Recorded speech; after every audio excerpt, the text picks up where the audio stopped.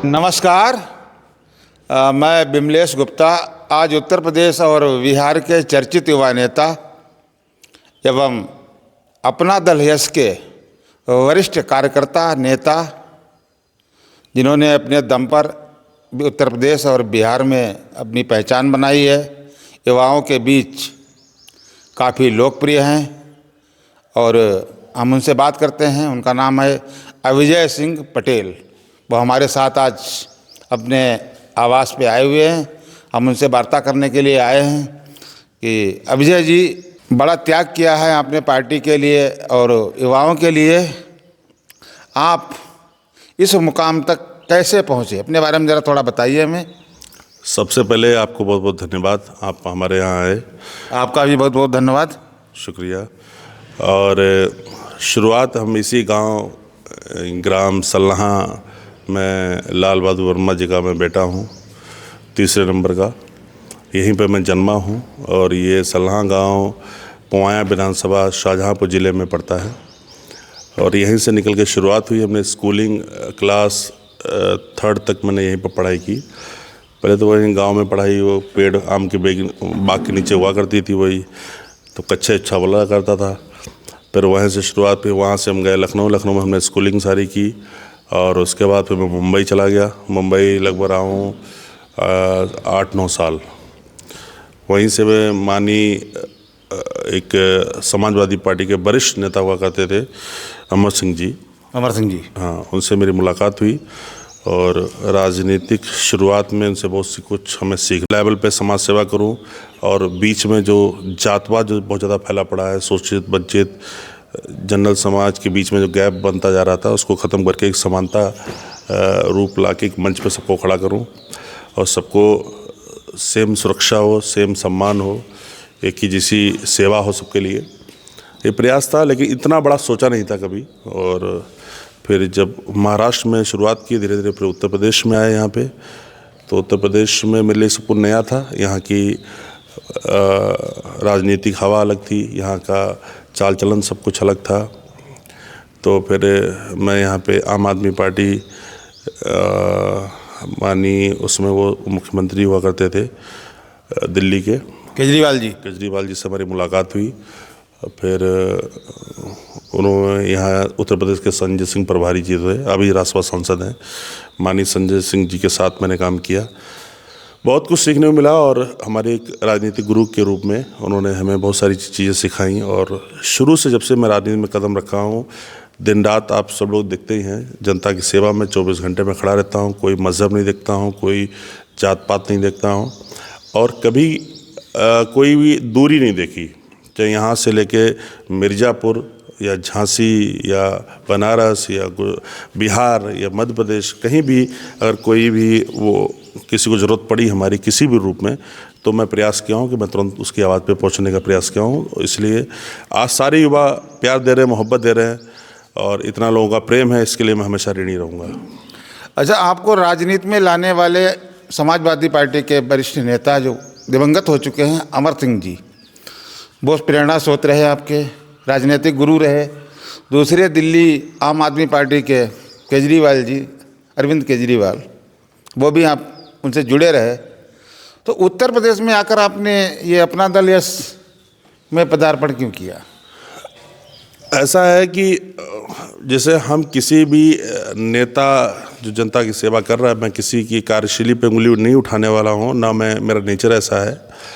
लेकिन हमारी अपनी सोच है, मैं 24 घंटे मेहनत करता हूँ और जितना मैं मेहनत करूँगा उतना मुझे सीखने को मिलेगा। अगर अनुभव अपने पास नहीं होगा, तजुर्बा नहीं होगा, तो ना तो हम किसी को न्याय दिला पाएंगे और किसी भी नेता के भरोसे आप नेता गुरु के रूप में हो सकता है। गुरु क्या करेगा, अपने शिष्य को ज्ञान देगा कि ये कर लो, ऐसा कर लो, वैसा कर लो।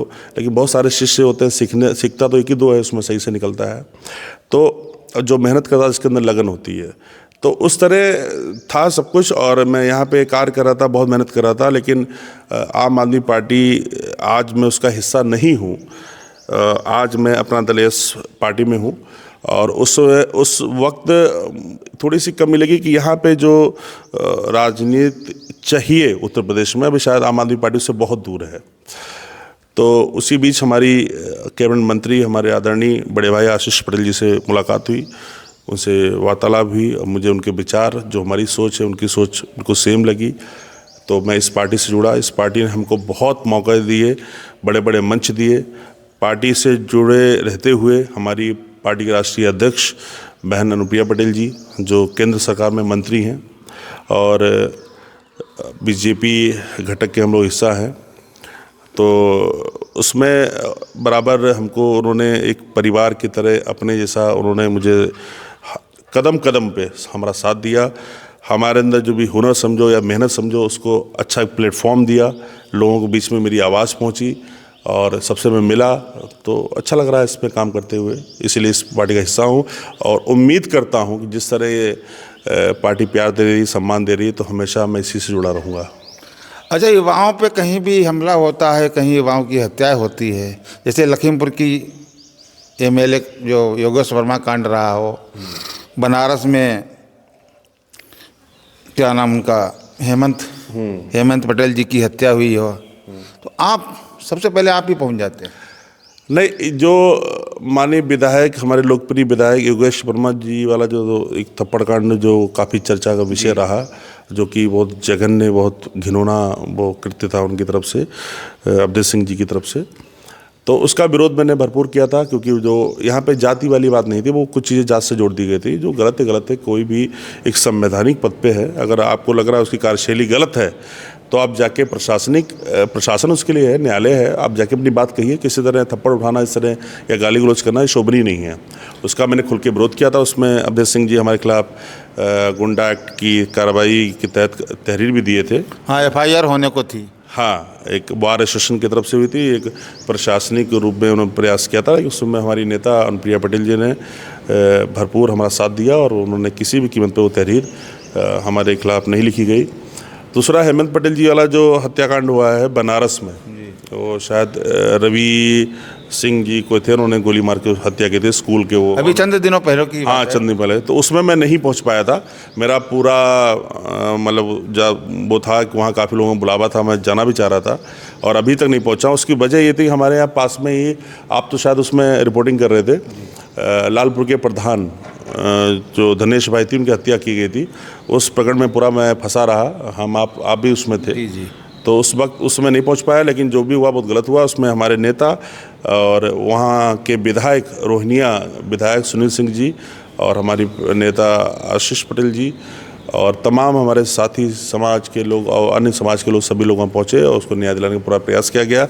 और जो भी उसमें अगर अभी जो उनकी मांगे हैं हेमंत पटेल जी के परिवार की, पीड़ित लोगों की, तो मैं माननीय मुख्यमंत्री जी से भी अपील करना चाहूँगा कि उसमें उनका जो भी मांग उनका पूरा किया जाए और मैं उम्मीद करता हूँ कि दोबारा इस तरह की घटना ना घटित की जाए।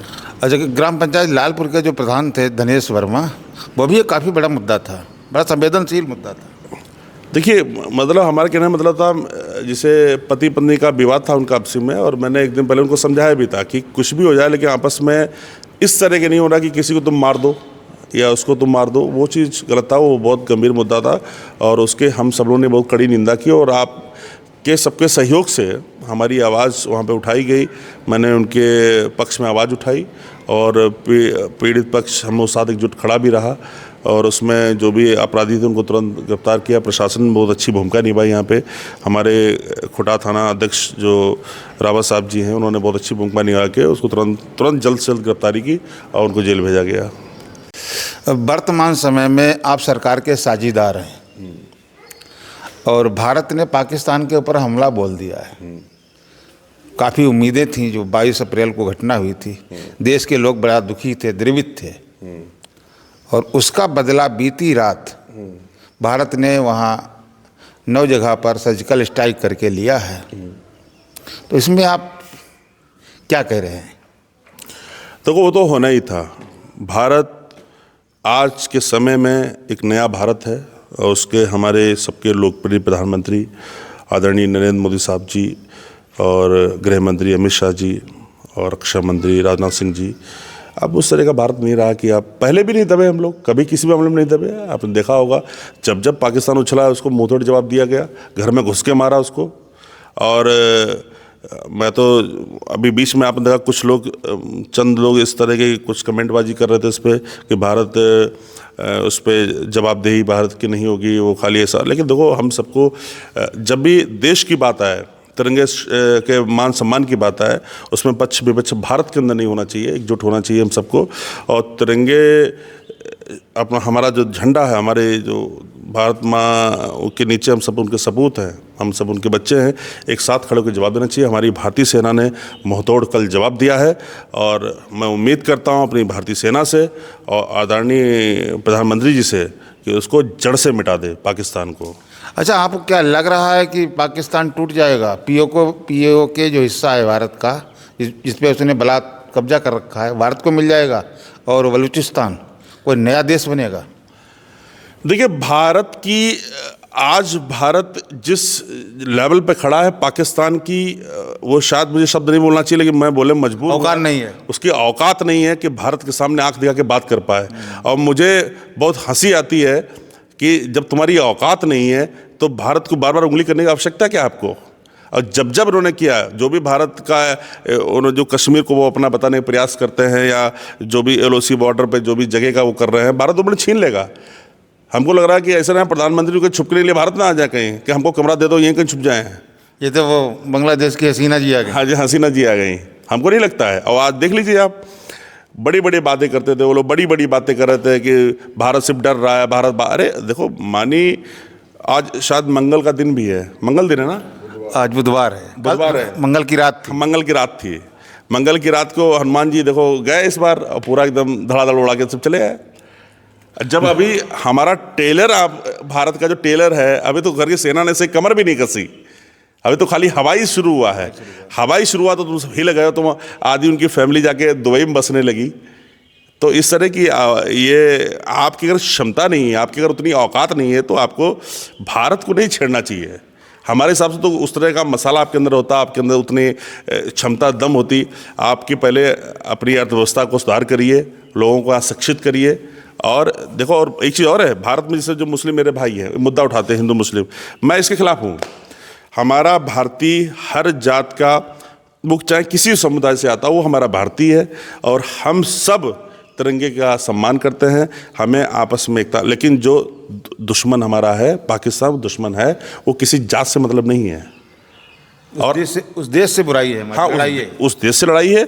और उस देश में रहने वाले जो नागरिक हैं, जो इसमें सम्मिलित हैं, जो आतंकवाद को बढ़ावा दे रहे हैं, वो हमारे विरोधी हैं।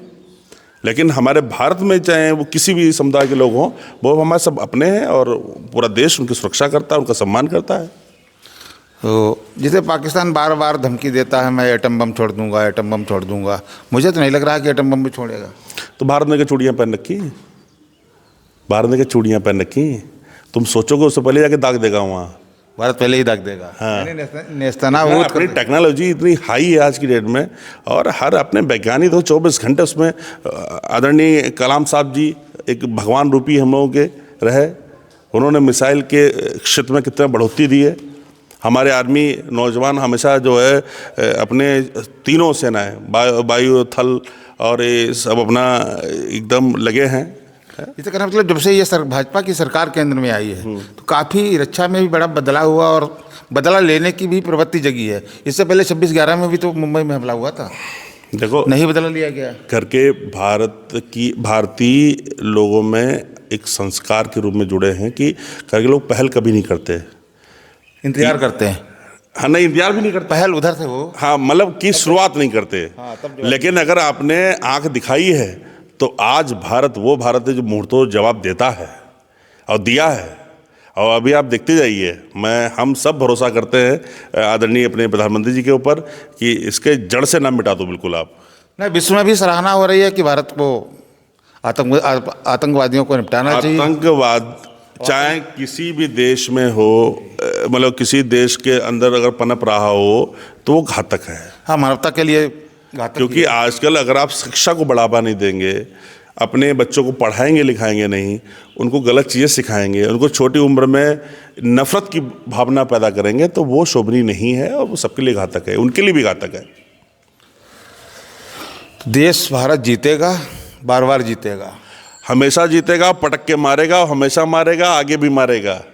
और हमारे जैसे नौजवानों को अगर विधायक सांसद जी के रूप में अगर मौका मिला कभी भी, और हमारा सीना, देखो मेरे पर वर्दी तो नहीं है, लेकिन मैं एक सैनिक को जिसके माँ बाप घर पे हैं, वो हम सबकी सुरक्षा के लिए, देश के सम्मान के लिए बॉर्डर पर सीना करके आगे लड़ रहे हैं, तो इसके लिए हम सबको उनको सैल्यूट करना चाहिए।